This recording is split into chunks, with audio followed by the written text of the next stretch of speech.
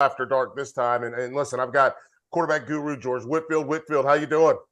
We're good, Felder. How you doing, man? I'm doing all right, man. Big day. A lot of things happened today. And listen, we're not going to be able to get it done without Clint Stoerner, former Arkansas quarterback. I know you're hurting, my man. I'm sorry. I know you're hurting. We're going to get to it on the toast, but how you doing outside of that? There's no outside of that right now, Felder. Shit, I'm sick. I'm sick, man. It hurt. It hurt like hell. I don't like losing. I got an unhealthy competitive gene. I tell you what, though, I've always been able to fan, even for my own squad. I've always been able to somewhat disconnect and fan in a healthy manner. I didn't do that today. Yeah. I didn't do it today. My gut was twisted up the whole damn game. My chest was hurting the whole damn game.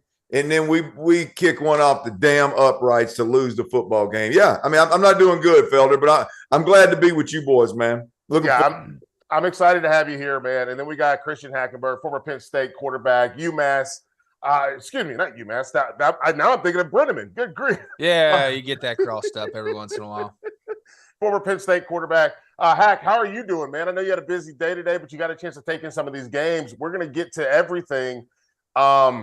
Let's start. Let's kick it off because we got so much stuff to get through. I want to run through. Let's get through the toast. Let's go, Hack, Clint, George. Let's go through our toast. Clint, what are you Hack, what are you toasting to? Quick one. Had some blood on both sides of this game today. App State head coach, Fork Union guy. I went to Fork Union Military Academy. Their kind of Cinderella run got ended by JMU, where I grew up about an hour south of JMU. So here's to JMU making the bump up to FBS this year, getting it done against App State. Sure. Look out for that program. Excited for JMU. That was a heck of a football game. It was really one to watch because App State looked like they were going to walk the dog on them early, and then they battled back and got into the game. All right, Clint, what are you toasting to? Well, hell, I had a laundry list of things, fellas, if I'm being honest, but I'm gonna go ahead and stick with one of my originals. I'm not gonna let the outcome of that game sway me from one of the greats. And I know, George, you always like to give Lee Corso a little something, at the end of all of our toasts. But I'm going to give Lee Corso my toast tonight because he was the only one that picked the damn Razorbacks. He's clearly the only one that had any sense going into this damn matchup on game day. He picked the Razorbacks because he watched a little bit of football leading up to it. And Lee, not only is this toast to you, Coach, but I apologize. My Razorbacks let you down, brother. Here's the Lee Corso. Coach Corso. All right, Whitfield, get in here. What do we got? Given it's my birth state, Wichita, Kansas, I wanted to go with the Jayhawks again. 5-0 now, beating Duke. Sold out crowd at Lawrence. But on the opposite of pain is obviously some either joy or I guess you would say it's some relief. As bad as Clint's feeling with the Arkansas Razorbacks, I'm toasting to Jimbo Fisher, and here's why. Don't you do it. Don't you do it. No. From a 30,000-foot view, he brought a top 6-7 team into the season, as voted on by other people. Made a quarterback switch game, too. Lost to App State.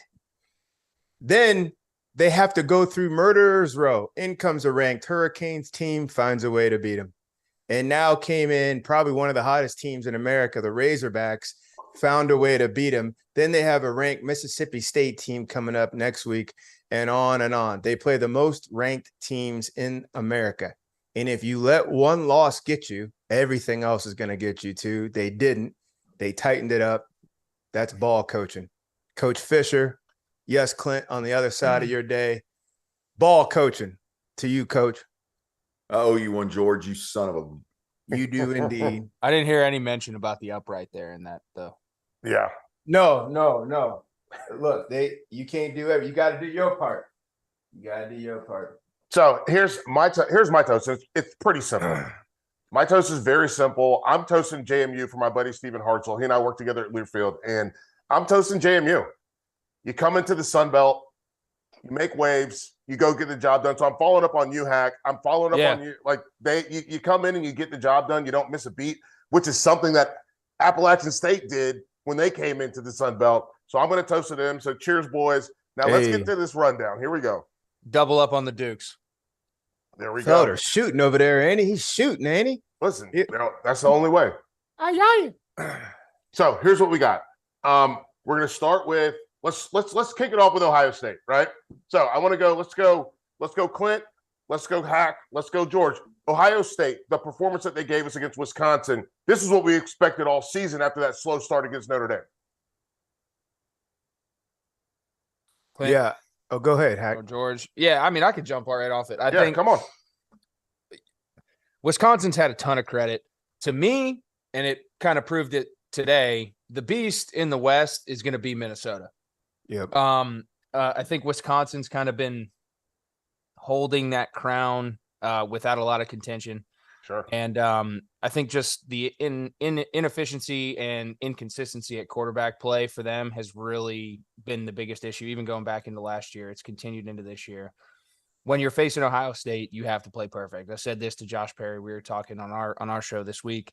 Graham Mertz had to be 1,000% perfect in everything that he did and take advantage of every opportunity that he had.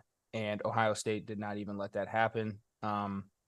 They are hitting their stride up there in Columbus, and really excited to see what comes out of that, especially with Michigan and Penn State kind of heating up as well. The East is always going to be interesting, but this is kind of what I expected heading into it. I think Wisconsin's gotten too comfortable. I think Minnesota's a really hungry football team, and bigger picture, that's kind of what it was more of proving that to me that today up there than really learning anything about Ohio State. So I'm going to put a pin in Minnesota because we're going to get to them. But Clint, when it comes to Ohio State, Clint and Whit, what do you guys like about this team? Is it the versatility? Where did Stover come from? The guy that just played. He's played linebacker, defensive end, and now he's playing like this hybrid tight end position. And he's making big time plays. Ohio State, do you think they have too many weapons for other teams to stop them? No, I don't. You never have too many weapons. I mean, they're going to be hard to stop no matter what. But I mean, look, when you look at Ohio State right now, I think everybody is going to be compared to Georgia in the country. Yes. In terms of, do you have the dudes? Do you have the weapons? Do you have the quarterback? Do you have the dudes to go in and legitimately compete with a Georgia football team? And I think that's what Ohio State's up against this point. Today was more about Ohio State for me than it was Wisconsin. This was a really good Wisconsin defense, or we thought it was. Statistically, it was, especially against the run. And Ohio State's rolled up 250 on them. And last time we saw Ohio State against a team that mattered, or a team that we all were interested in, it was Notre Dame, and they didn't show well.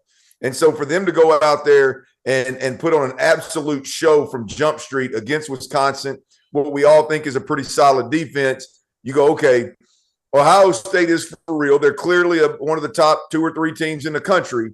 And then you start looking into things like you're talking about, Felder, where you go, okay, do they have the dudes to keep up with Georgia?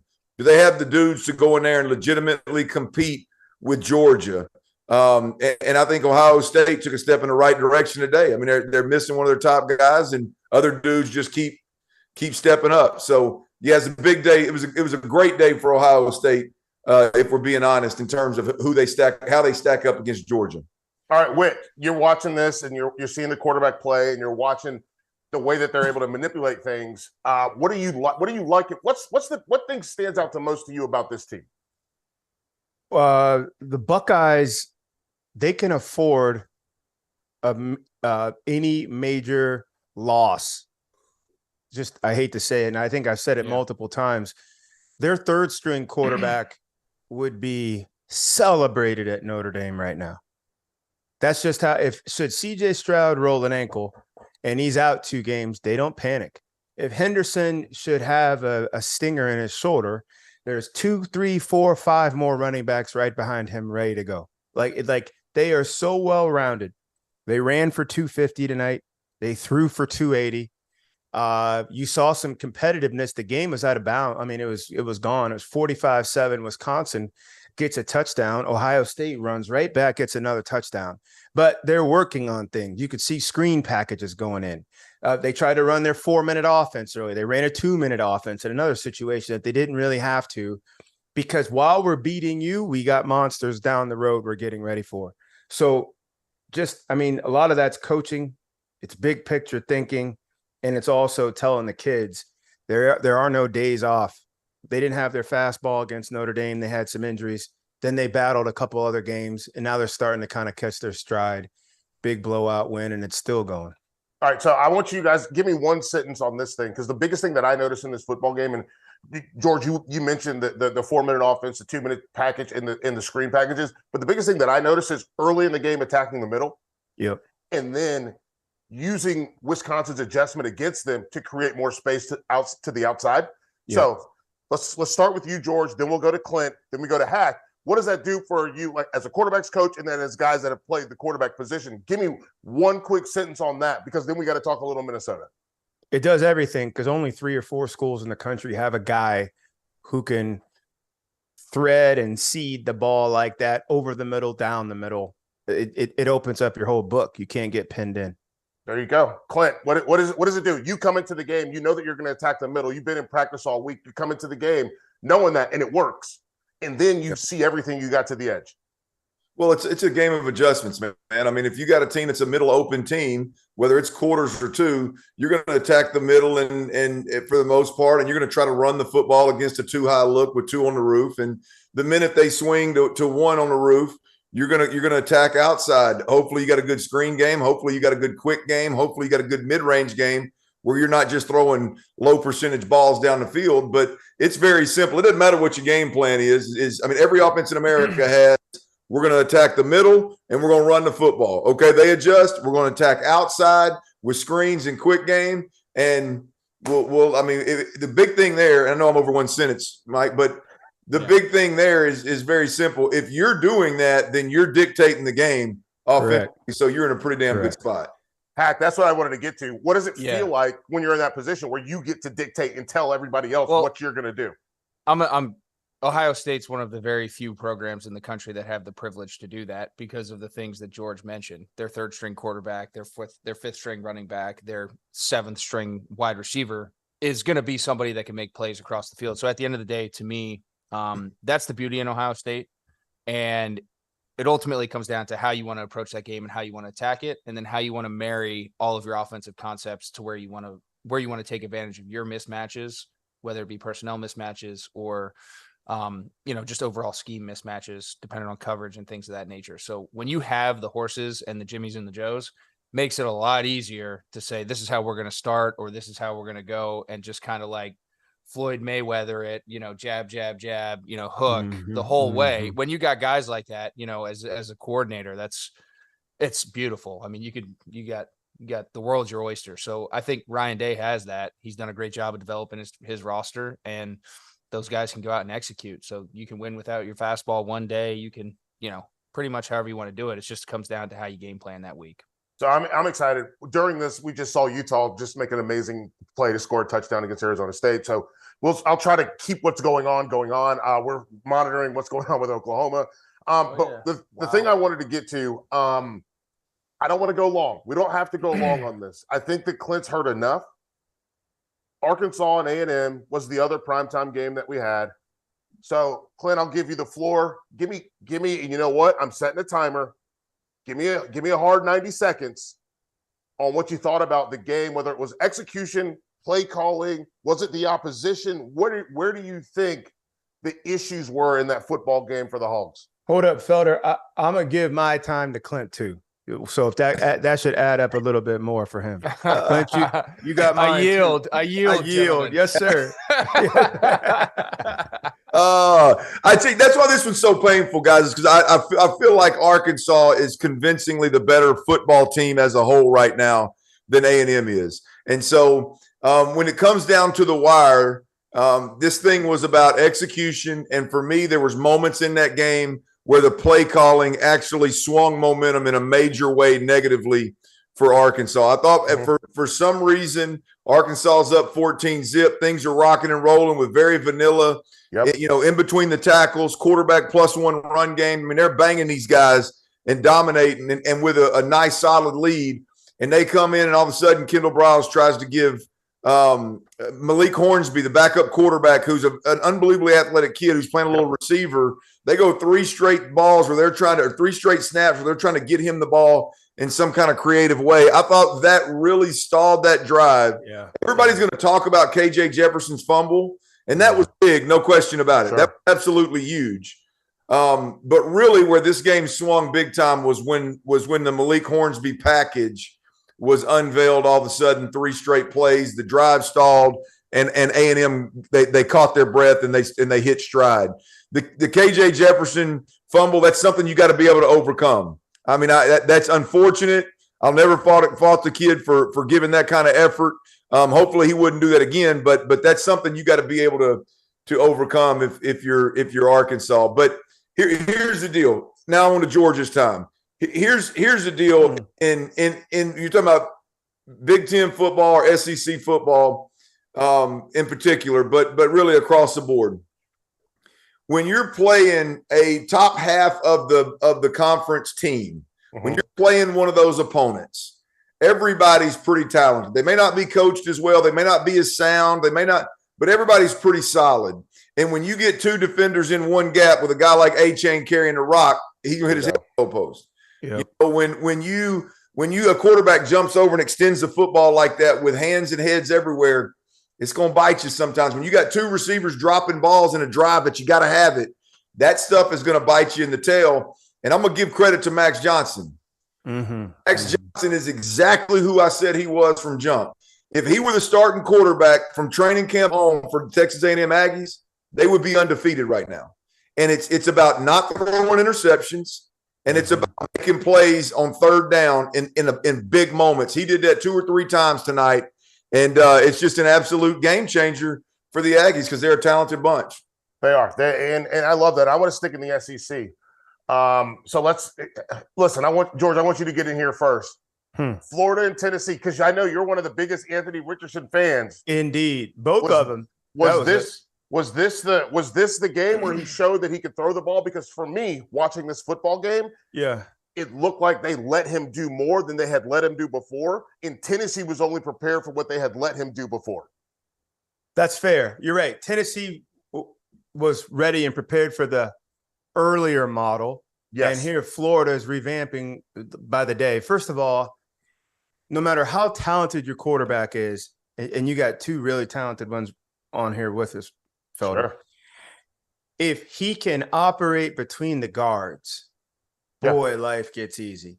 If we have to get you out of the pocket, or we have to call a play and then you kind of start the play and then you just flip that over halfway through and you just do your own thing, then life gets dramatic and tough. We'll catch some highlights, but we'll get some lowlights with it too.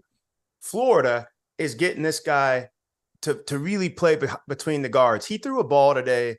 It was a corner route going to his left side. I don't know if you guys saw. It's probably his second or third quarter. And he was early and he laid it and he had so much composure. It was like throwing an egg. And the receiver went up and caught it. And it was like the drama from the pocket, from the receivers. It was on time. He turned to the sidelines like, that's what you wanted. It helps. Leave your athleticism for emergency purposes, not primary purposes. If he starts evolving like that, how the guy on the other side of the field was doing all day in Hooker, man, like Florida's going to be a tough out. I thought this was like watching 2 great tennis players. We just lost. Serve and volley. Oh, man, back and forth. It's like, man, he gets the ball. But to answer your question, yes, even in a tough loss tonight, Richardson, and the Gator offense took a giant step, I thought. Huge step. Clint, I know you watched this game as well. Take me through your thoughts on the other side of this, Hendon Hooker. I think he can be better. I think as good as he was today, which was absolutely amazing. I mean, this guy, he should be in the Heisman conversation right now, and folks in the SEC East should be scared of Tennessee. I don't know that he's got right now. I don't know that I watch and go, yeah, this dude's got he's got the explosiveness and the highlight reel type of stuff to win the Heisman, but he damn sure should be in the conversation. Here's the deal. He missed. Again, as good as this kid, he was 22 of 28, guys. 22 of 28 for 350. And I'm telling you, he left three balls on the field passes on the field where you're just like, hell, I could throw it right now at 44 and 30 pounds overweight. It's like, what happened? But he missed 6 times, so nobody's going to talk about it. This kid could really be better. He's going to get better. That's the scary thing about Hendon Hooker, man, is he's got a play caller. He's got some straight dudes at wide receiver. Yeah. And he's a baller, man. It's going to be fun to watch this thing unfold for Tennessee. All right, Hack, I want to get your thoughts. Like, give me some more, like, outside, like, big picture quarterback play. Yeah. Because you're a guy that you came into school, huge arm, right? You had weapons around. You could make these big plays. What are you, like, when you're watching these guys play, these young guys, Richardson or Hooker, when you're watching them play, what's the spark that gets you going when you see them play? Is it the athleticism, or is it the arm, or is it the accuracy? What do you think you've got to drill down on to make sure that you have success moving forward? What's kind of funny to me is you kind of have two different beasts at the moment. You have two different paths at the moment. You know, you have Hendon Hooker, who was a starter at Virginia Tech and then transfers, finds a home, really catches a rhythm and a system that fits his talent. I mean, at the end of the day, you had almost 1,000 yards of total offense between both these guys tonight, which is fun as hell to watch.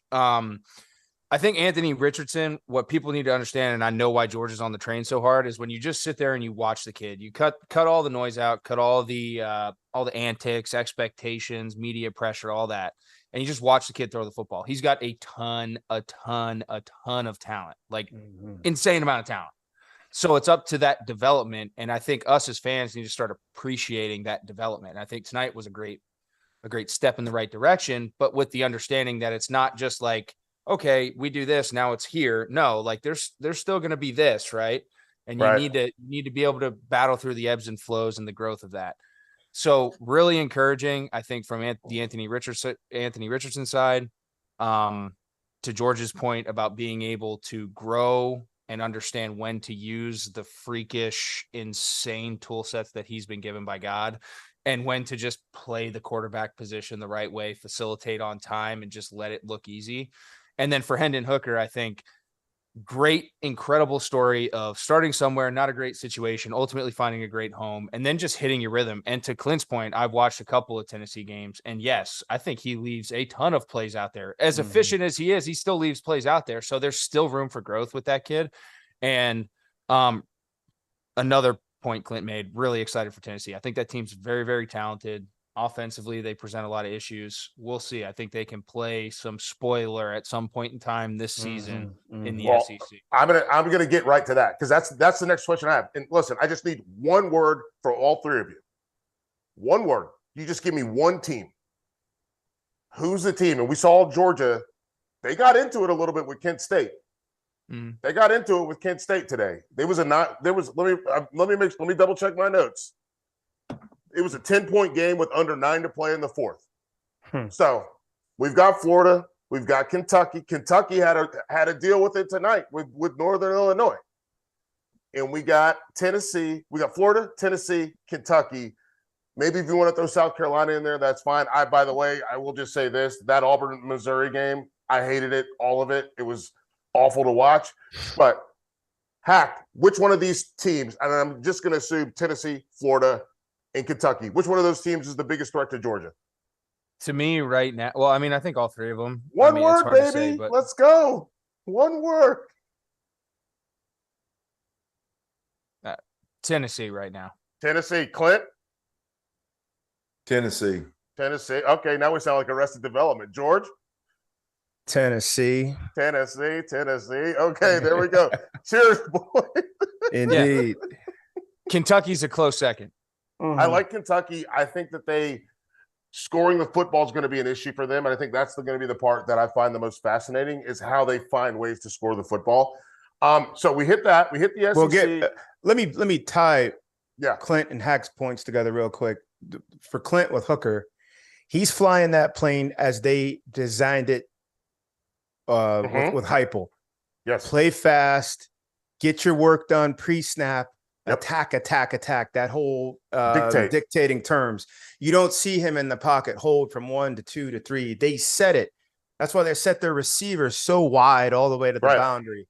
Attack, stay on top of him. Somebody asked me about that today. Somebody asked me why they're because we see so many teams working tight bunch. Yep, you can do that, and they have that package. But it also it clears the picture. And to Hack's point, to both of them, Hooker isn't really at the peak of his powers. Right. But he completely understands how they want to fly this plane. He's got that 2-gear speed like Jalen does, but that 2-gear speed goes 40, 50 yards downfield. Yep. Great touch, great ball placement. But yeah, there's a lot. Like we haven't even seen Tennessee at their peak yet. That's scary. Real quick, we need to tip our cap to Josh Heupel. Indeed. Because like I'm saying, he's got a quarterback. He got a quarterback that just rattled off 6 incompletions, and 3 of them he had dudes butt naked and missed them. So I mean, it's one of them like. And again, I'm not knocking the kid for all means. I'm not knocking the kid. But that's the play caller. Speak to it, Clint. I mean, it's just like simple. Like I will never ever. I watch it here in Houston with the Texans guys all the time. I will never understand why a play caller doesn't use formations, use shifts, and use motions to force defenses to declare. Yeah. Yes. And that's what they're doing. It's simply 2 wide receivers and splitting them, stacking them too, as wide as you can get them, makes a defense declare. Yep. Explain declare, Clint, for those rolling with because you got 2 wide receivers, you got 4 offensive pass catchers. Huh? Yeah, you got 4 threats. You got 4 threats out wide. You gonna take 4 defenders with them? You gonna put 2 safeties over the top and take an extra defender with them and play the pass, or are you gonna risk and pack in there in the box where I got a dual threat quarterback and a running back and maybe a tight end that can go a little bit? Correct. You got to declare. There's no play in the middle ground. You can't. And for those of you rolling at home or going to your local bar to get with your boys and quote Clint Stoerner, declare for a defense means I can't hide, I can't get cute, I can't disguise. Declare means you basically hold up a sign, show your cards. If it's only one in the middle, then it's only one safety. By the time he does all this stuff, they strip all that away. That's what Heupel's doing at his point. And when we had because Kenny Logan was on the show this week, safety from Kansas, and I asked him, does he worry about personnel packages or formations? And he said he worries about formations the most. That's a great question. Because with formations, with what Heupel's running more of a true spread, right? Where everything is spread out to create space, as you mentioned, to make you declare. What we're seeing now, and Alabama does it really, really well, and I think Georgia does it pretty well as well, especially with Georgia coming out in 13 personnel. And then it's like when you stack your tight ends behind each other, and one's got to be covered by a safety, one's got to be covered by a backer, the exchange on those is hard. So I see both sides of it, but I love that Tennessee is committed to making you declare, because they ran a bunch against Pitt where they had a tight bunch, but it was all outside of the numbers. It was crazy. So this Felder. I like this Felder, nerding out segment. But the nerding out and keep going on to that. The point to that is there's more than one way to skin a cat. Absolutely. At the end of the day, like football comes down to numbers, leverage, and matchups. Period. You could dress it up however you want. Those 3 things are what football comes down to.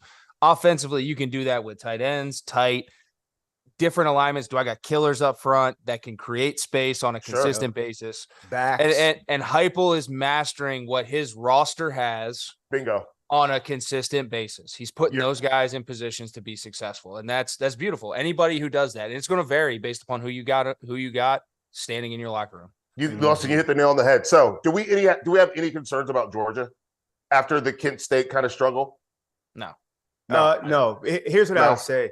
Look, man, just imagine you come off the national championship. You're invincible. Alabama got you a little bit in that game, but you're invincible. You go all the way through the offseason. You watched 10% of your team get drafted, and most of those guys go in the first round, only to have their seats filled by guys, some cases better.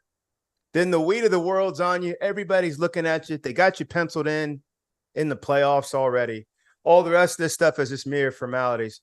You got to come out and play every week. You still have to come out here, block, tackle, hammer, score. Like, you still got to come out here. And Kent State, this was their Super Bowl. Those seniors, juniors, sophomores, they came down there tonight. They'll be talking about this until they're 75 years old. We played the baddest team in college football. Georgia's not talking about today's game with their grandkids. They ain't talking about this game with their roommate next week. Like, that's just the psychology. Sure. They handle their business, though, and they still I mean, yeah, you got to weather some of these deals. They didn't see it coming. Kent State gamed them up, but yeah, still the number one team, I think. So yeah, I'm very curious to see that. I'm very interested to watch it because let's throw in. We got a couple other top 25 upsets that we got to talk about. Texas gets ranked. I feel like they got ranked more off of almost beating Alabama than they got ranked off of winning. 1,000%. And they lose to Texas Tech. Do we view Texas Tech as a threat in the Big 12, or is this just a Texas team that's still not close to being back? I'll jump in this. Yeah, I think Texas is still in it because OU just went down to K-State right now. Oh, you beat me to it. That whole conference is. I'm telling you, it's a crapshoot right now. Who can survive? The LA Fitness. It's the LA Fitness of college football conferences. I'm telling you. Who's got the reservoir at the end of the year? Who's got the deepest pockets? Amount of chips. This goes back to about 2 weeks ago, George. We had a conversation. Maybe it was 3 weeks ago. If Oregon was in the Big 12, they'd be the favorites right now. They'd be in the college. Yes, they would. Well, here's what I'm going to say. Who do we all like as favorites? I'm still a Baylor guy. So George, who do you like? Talking about in the Big 12, just the Big 12 by itself. Who do you like? I also would go Baylor. Okay. No, I'm right. I've been riding Oklahoma State from jump. Yeah. Oh man, and they out here struggling. They're losing right now. I was just about that. Before I said that, what they doing? Yeah. Hack, what do you got? I don't know, man. I mean, just to me, Oklahoma. I mean, yeah, they've done this historically. They lose one or two, they end up catching going or whatever. But to me, Oklahoma's got a shot still. Sure. But again, I think if USC runs the table, 2 SEC teams and a Big Ten team, it don't matter what anyone does there. Sure. So, and we're watching a USC team right now that is what? They're down to Oregon State. Mm-hmm. An undefeated Oregon State, mind you. Yes. Listen, I love the Yogi Ross. Oh, I love that team, my man. The Fighting Steven Nelsons. Oh, there you go. So no, I love that. So we got that as an upset. We're also going to go. We're sticking in the 20s from an upset standpoint, which will get us to talk about the ACC a little bit. Miami goes down to Middle Tennessee. They didn't just go down; they got knocked out. Listen. You can't just beat me to the things I'm going to say. My bad. Do your thing, point guard. They benched their quarterback to go to Jake Garcia. They didn't just lose. I mean, they got smoked. They got smoked. Speak on it. They got smoked. They did. They got their behinds whooped. So, if you're Mario Cristobal, you've already bailed on a quarterback, and I know we've all talked about this before. People had Van Dyke as a possible first-round quarterback, which was absurd anyway. And hey, Van Dyke, if you're listening, all love and respect. But the deal was that's absurd. They just got carried away with it. Sure, got carried away with it, but it was a real conversation that folks had. So what does Miami do now? How do they rebound? Clint, how does Miami rebound from losing the middle and not figuring out what they're supposed to, not being close to what they're supposed to be with a brand new coach? Well, I mean, you got to look, the transition from one coach to the next is always as difficult as hell.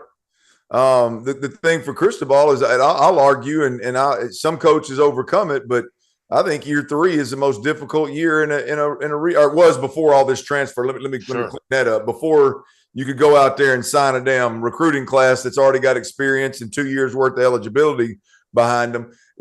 I'd say year 3 is a monster. Like right now, Van Dyke was a leader in his locker room.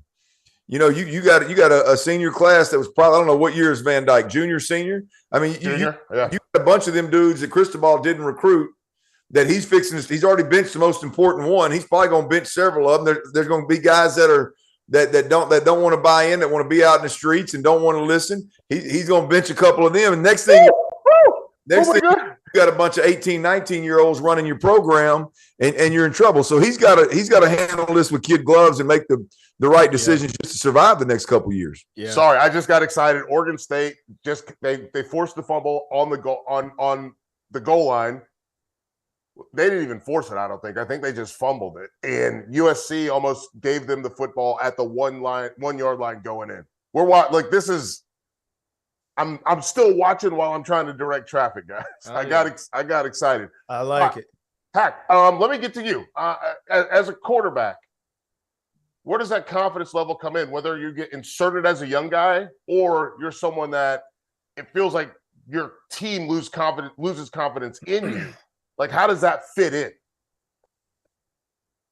Yeah, I think it's obviously a pretty tough situation. I think some of those points you made about Clint, you made about a new head coach, a new situation. You know, he don't really have ties to anyone. So Van Dyke had to go.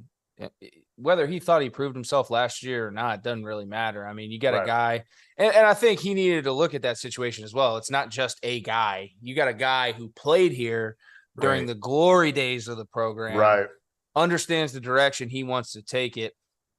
I think you can either get all on board, and at the end of the day, whether you play well or not, and I think that's kind of going to dictate it heading into next week. Like, you're going to really see whether Tyler Van Dyke was all on board, and I'm talking not X's and O's, but like bought in program direction, whether or not they roll him out next week or not. So next week's the big one. Like, do they go back to him, or is he like actually out? Yeah, or is he done? Because I mean, everyone's got. I mean, you know, we all been kicked in the balls a couple times when we've been playing, and you got to take your loss when you take them, you know, and you got to be a man about it, and you got to swallow your pill, take your medicine, and move on. So we'll see what happens. But I think, you know, for Cristobal, this is a great. You know, he's got to thin the herd. He's got to figure it out. He's got to get the right guys in that locker room to be rowing and rowing the boat and pulling the rope in the right direction, in the same direction, to where he wants to get this program going, because college football is better when Miami's good, in my opinion. You said row the boat, so let's go ahead and talk about Minnesota. Do we all agree? Like, just a quick yes, that they're the favorite in the West. Yeah, dominant as hell.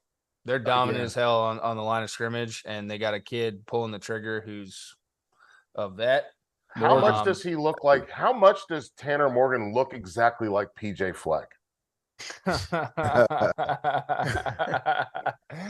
That's pretty good. But also, you throw in Mo Ibrahim, and he's such a tough runner. He's a stud. The way that he and listen, full disclosure, my wife went to Michigan State. My wife's first cousin was a starting left tackle at Michigan State a couple years ago. We are in, if we were going to say what type of a household we were in, it's not even in a UNC household. We are in a Michigan State household. And watching her, she turned the Washington game off last week and said, I'm going out to have wine with the neighbors. This week, she goes, I guess I'll just watch this upstairs. And then I heard her scream every manner of profanity from upstairs. And she goes, I just started watching the Jeffrey Dahmer series. She goes, Mel Tucker gets paid this much to do this? Michigan State's in a tough spot, but Minnesota, man, they feel really, really good. Clint, what do you got? Minnesota, like they got a great trigger man and a great I know this, Felder. PJ got a bunch of son bitches rowing the boat and ain't none of them drilling holes in the bottom of that son bitch. I promise you. Correct. There we go. Powerful thing right there. We can make fun of the gimmick. We can make fun of, you know, but when you've got something like PJ Fleck has in that row your boat mantra, if you will, and you stamp it all over the locker room and you preach it and you're genuine and sincere about it, which he is.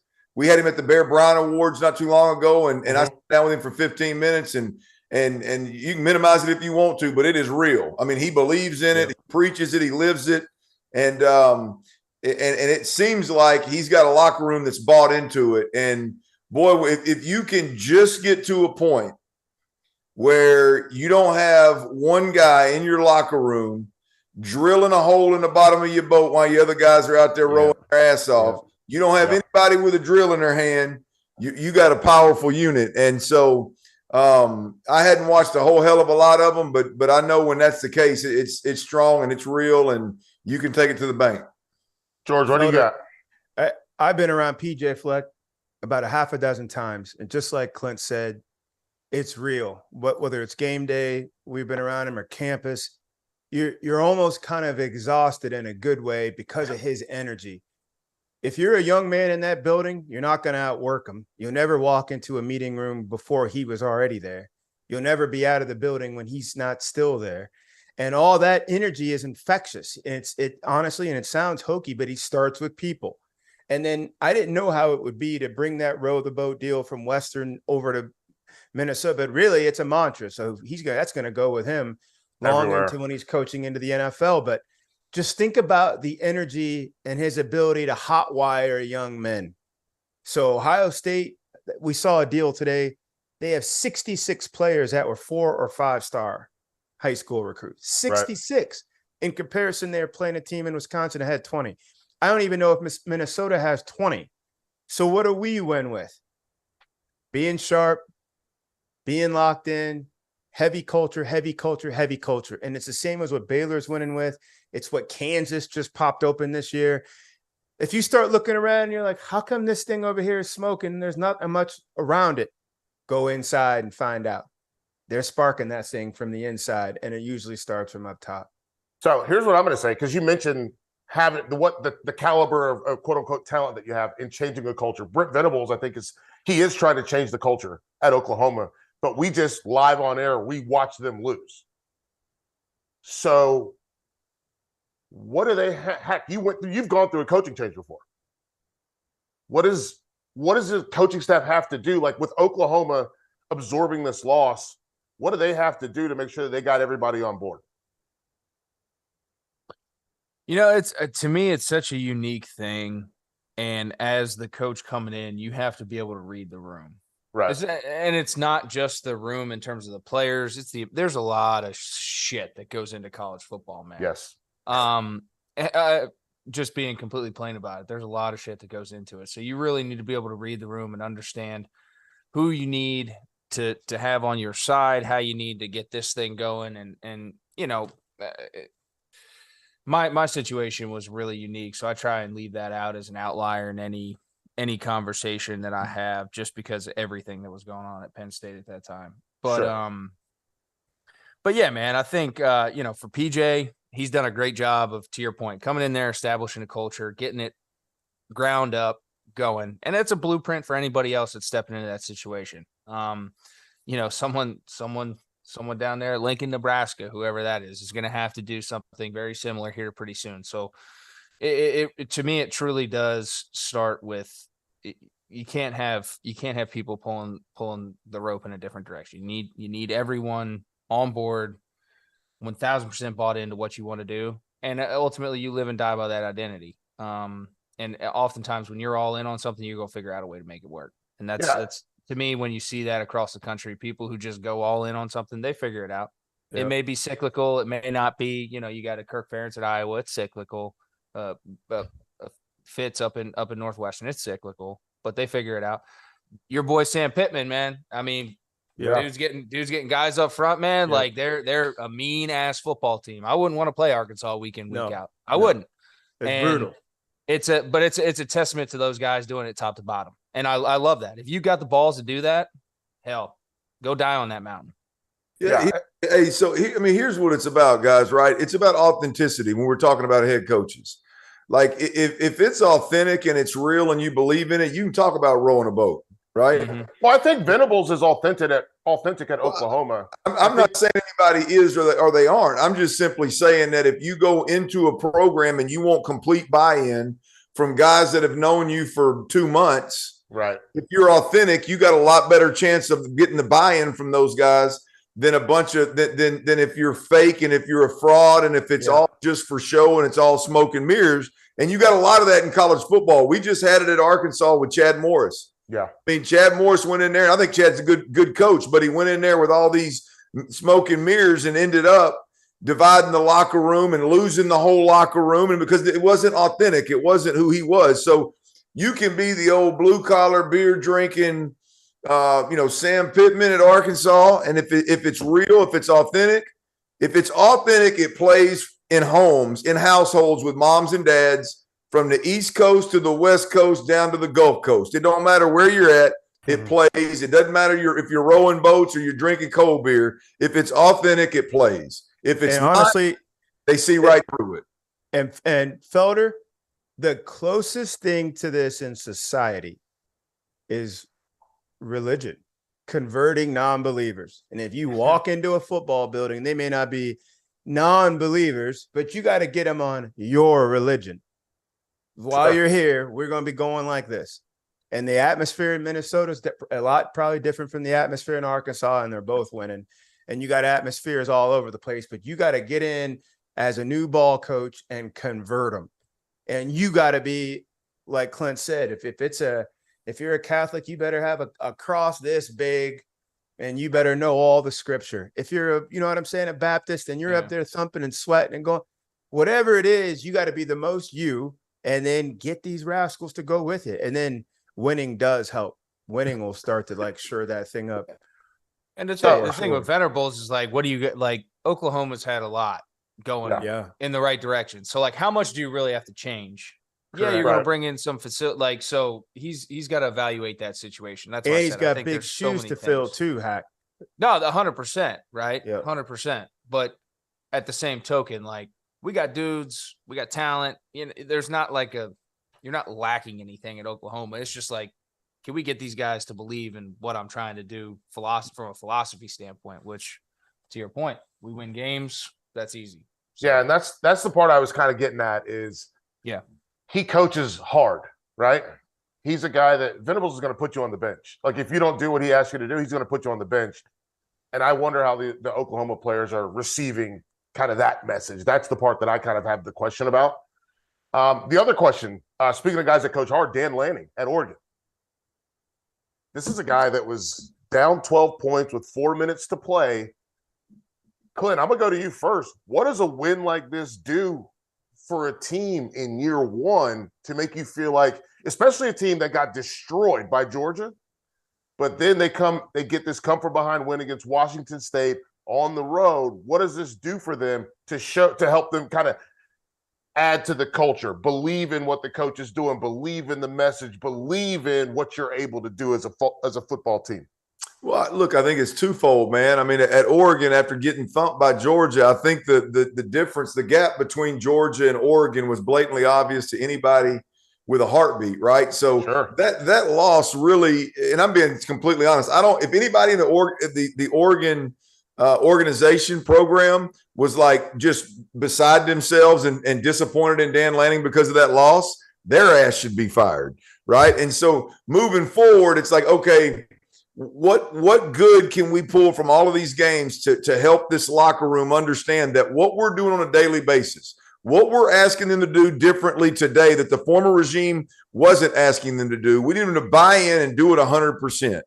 And it's a lot easier to get that buy-in. It's a lot easier to get guys to change. It's a lot easier to get guys to buy into Bo Nix, who's a transfer quarterback that nobody knew 2 months ago. It's a lot easier to do those things when you win ball games like this. Do you have to win them in order to turn a program? No, you don't have to. But, boy, when you do, it is a powerful, powerful moment. And I'm going to tell you, Bo Nix, I don't walk shit back very often. I don't walk back very often. I just take my L and keep my ass moving. But I'm going to tell you, Bo Nix, the last 2 weeks, Indeed. Bo Nix. I never called you Bo Pitch because I don't like disrespecting quarterbacks around the country like some of these some bitches around here do. However, these last 2 weeks, Bo, keep doing. He's bowed up, hadn't he? Bo Nix. I am impressed with Bo Nix. And just real quick, Felder. I mean, resilience. You are as good. It's not so much rising up to the moment. We're all really as good as our level of training, our level of work put in. They got down there to Georgia. It didn't matter how much work. I mean, that game was decided at. It was decided at birth. That game was decided at birth. So you could just skip on past that. Then they get to BYU. It goes 12 rounds. Yeah. They come out, split decision. They get them. Tonight, 12 rounds. Washington State, they're going to win 8-9 ball games. Watch. Another big win. Resiliency. I don't know what that building must have felt like coming home from Atlanta, that flight home from Atlanta, that week of practice coming off that Georgia deal. Everybody real cool on them. And then it really only matters about the people in that building. That's it. You don't have to worry about what others are saying. It's what we think and what we've worked to earn. And here they go. Another big win tonight, 12 rounds. I'm proud of him. I'm proud of that. I'm proud of that program, that medal. Joe, here's what's beautiful about that, right? And heck, gee, y'all all get it, right? But the reality of it is you're sitting around in that locker room, and after that Georgia game, you probably had a couple old boys that are upperclassmen that ain't playing much. They probably started chirping a little bit, right? Mm-hmm. And Bo Nix couldn't really say nothing. The other guys that are upperclassmen, they didn't really have a whole lot to hang their hat on, if they're being completely honest, behind Dan Lanning. Because if I'm over here chirping and you come trying to check me, I can say, hell, you don't know Dan no better than me. What the hell are you talking about? Right? Mm-hmm. A win like today gets more guys in Dan's corner, to where now those guys are the majority, and they'll start squeezing out them dudes that are them locker room politicians. They'll start squeezing them dudes out. And then politicians will get real quiet after a W. And that's the thing that Dan needs to do. He needs that more than he needs to beat Georgia. Yeah. Right? And so that's inside the locker room. That's what's happening. Like Bo Nix can walk around and say, hey, man, don't you say one, you have your ass here, say in Monday morning, or don't come your ass at all. Yep. Right? And Hack. Turn your books in. Don't bring your ass back in here at all. That's what Hack, imagine they go 9-1, 10-1, Hack, Felder, and that one loss is to the number one team in the nation. Watch out. I mean, how good does that look? It don't matter if you lost by a field goal or if you lost by 68 points or whatever the game wound up being. Sure. If you can turn around, get yourself back up, like put this back together and go, what a great opportunity for you. And the best thing is that was week one. Yeah. Week one. Yeah. Week long, one. Long time ago. Long time ago. It's funny you say that too, Clint. My high school coach used to tell me there's 3 segments on a team. You got the first tier, all the dudes bought in, willing to do anything to win the football game. You got the middle tier. You got guys who are there, but not quite yet. There's still some politicking that they do and some talking, in the showers and, behind curtains and whatnot. And then you got the bottom tier. It's there for the pizza after the game and the damn jersey on Fridays at school. He goes, you gotta figure out a way how to get that bottom third into that second tier. And then that second tier, you got to get those guys that are right on the edge up to the first tier and keep it going. And to your point, wins like this, get those guys from the pizza box and the jersey dudes up to that middle tier, and the middle tier guys who are kind of like, do I want to go all in or not? You get those guys all in. Yeah. And that's how you build a culture. Yeah. I think you're spot on. I think that one of the schools that does have an established culture, they're just trying to figure out what they are on the field still, but I think they have a very established culture, is Clemson. And we hadn't talked about them yet, but they go to overtime against Wake Forest. Clint, I know you checked this one out. What do we think about Clemson? I think DJ is like they didn't have their fastball. And George, I know this is one of the things you always say. They don't have their fastball. Their defense was not close to what we've seen their defense be. Clint, what do you think? The offense was able to, kind of save their bacon? Man, look, I'm torn with Clemson, but I got a couple of points that I think are valid that I'd like to hear responses to. Is sure. One, there's no doubt DJ is an unbelievably talented dude. Yes. But when I watch that football team play, it does not seem like the team responds to him at all throughout a 4-quarter ball game. I've watched them play 2 complete ball games this year, and it just doesn't seem like there's a spark. It doesn't seem like there's an emotion. It doesn't seem like there's I will take a bullet for you. I may be dead ass wrong, but that's when I watch, that's what I see. The other thing about Clemson is there's 2 things on each side of the football that change the dynamic at Clemson that I am fascinated to watch how it unfolds. Yes. You do not have wide receivers that are 50-50 ball catchers that they typically have.